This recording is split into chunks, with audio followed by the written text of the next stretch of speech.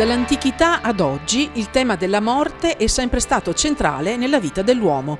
Letteratura, musica, forme artistiche tra le più diverse hanno cercato di descrivere, di tradurre, di sublimare questo momento tanto doloroso, ma così importante e fondamentale come la dipartita da questo mondo terreno. E se nessuno può portarsi nell'aldilà i beni terreni accumulati, certo il loro trasferimento è sempre stato un processo seguito con estremo interesse soprattutto dai vivi, eredi legittimi del decuius, consanguinei o non. Niente, si informi un po', chi è il notaio Cocozza? Cocozza? Ma io ho conosciuto suo figlio. Mio figlio? Sì, Cocozziello. No, non dica io. Non è suo figlio. Non è mio figlio perché non ne ho. Il tema è di stretta attualità anche oggi, perché le insidie legali, parlando di interessi finanziari, sono sempre dietro l'angolo. Tra incontri per i soci promossi da Banca Patavina con esperti e professionisti del settore hanno destato curiosità e un'ottima risposta di partecipazione. Mi capita spesso di fare consulenze, tra l'altro proprio per i soci della BCC, e le problematiche relative alle successioni sono sempre in pole position. In particolare le richieste riguardano soprattutto quali sono gli strumenti per poter gestire il passaggio generazionale, in particolare delle imprese, o comunque poter selezionare quali sono i beni da attribuire ad alcuni eredi. Molto più rare invece sono le ipotesi in cui si chiede proprio l'esclusione dall'eredità di alcuni potenziali successibili, ma diciamo che la gestione patrimoniale, la protezione patrimoniale è in generale sempre molto sentita come esigenza. Quello che può fare il professionista è aiutare, consigliare nella miglior gestione e nello spiegare quali possono essere appunto i limiti legali.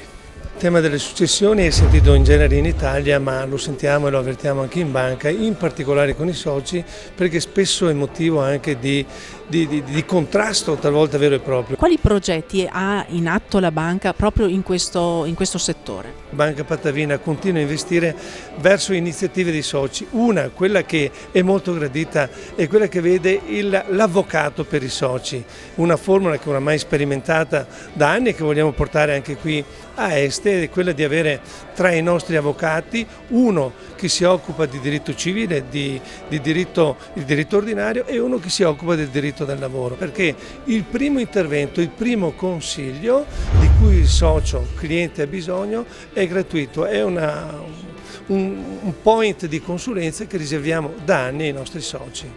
Quali sono le problematiche che il vostro studio affronta e che sono percepite maggiormente dalle persone oggi?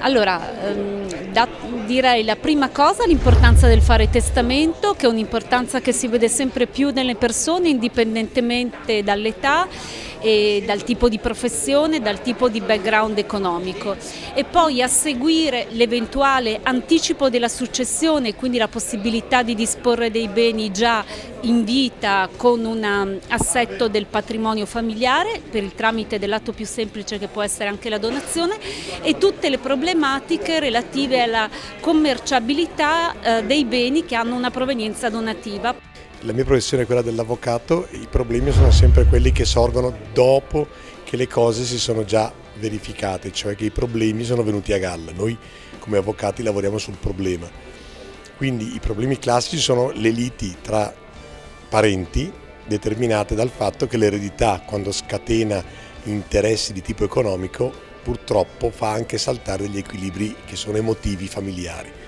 La vera sintesi di soluzione di questo problema sarebbe quella di affidarsi a dei professionisti prima di affrontare l'evento, quindi il soggetto che ha una certa età dovrebbe di solito probabilmente affidarsi a un notaio, che è la persona professionista adatta a specificare quali sono rischi e convenienze di certi atteggiamenti. In questo modo probabilmente il lavoro degli avvocati sarebbe ridotto al minimo.